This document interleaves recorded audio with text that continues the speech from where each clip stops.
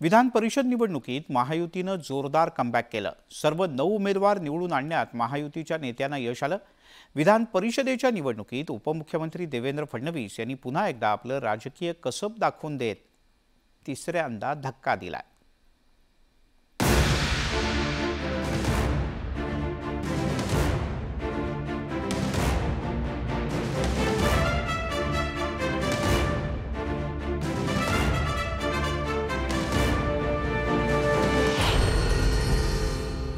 लोकसभेतील पराभवानंतर सत्ताधारी महायुती काहीशी बॅकफूटवर गेली होती।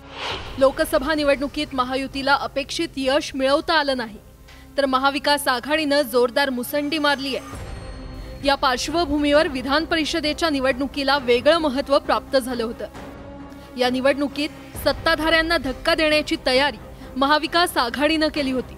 सत्ताधारी मतांना खिंडार पाडण्याची रणनीती महाविकास आघाडीच्या नेत्यांनी आखली होती, तर लोकसभेतील पिछेहाटीमुळे सावध झालेल्या महायुतीच्या नेत्यांनी योग्य नियोजन करत विजय खेचून आणला।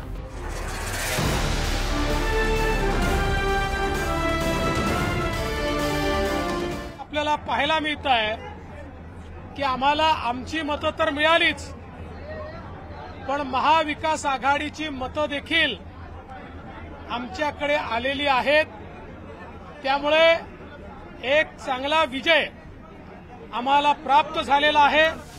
खरं तर फडणवीसांनी यापूर्वी देखील महाविकास आघाडीला राज्यसभा आणि विधान परिषदेच्या निवडणुकीत धक्के दिले। 10 जून 2022 रोजी झालेल्या राज्यसभा निवडणुकीत फडणवीसांनी धनंजय महाडिक यांच्यासाठी 23 मतं जुळवून त्यांना निवडून आणलं होतं। त्यानंतर 20 जून 2022 ला राज्यात विधान परिषदेची निवडणूक झाली। भाजपचे प्रसाद लाड हे 5व्या क्रमांकाचे उमेदवार होते। विशेष म्हणजे भाजपकडे पहिल्या पसंतीचं एकही मत नसताना प्रसाद लाड यांनी तब्बल 27 मतं घेत विजय मिळवला होता। 2022च्या विधान परिषद निवडणुकीनंतर राज्यात राजकीय भूकंप झाला होता।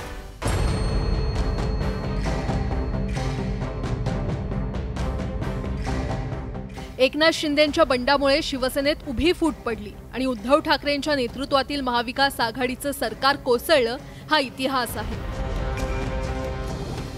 त्या राजकीय खेळीत फडणवीसांची भूमिका महत्त्वाची होती।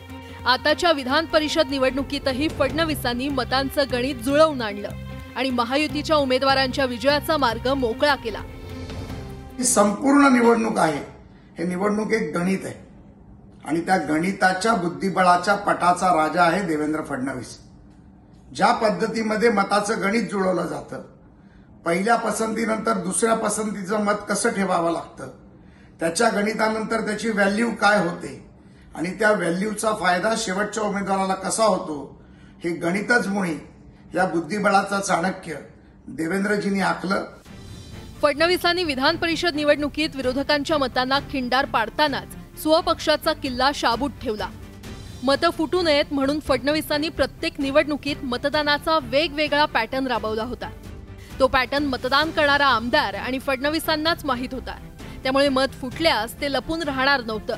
त्याचा फायदा महायुतीला झाला। फडणवीसांच्या या राजकीय खेळीमुळे या निवडणुकीत सत्ताधाऱ्यांना धक्का देण्याच्या विरोधकांच्या मनसुब्यावर त्यांनी पाणी फिरवलं। राहुल झोरी, न्यूज 18 लोकमत।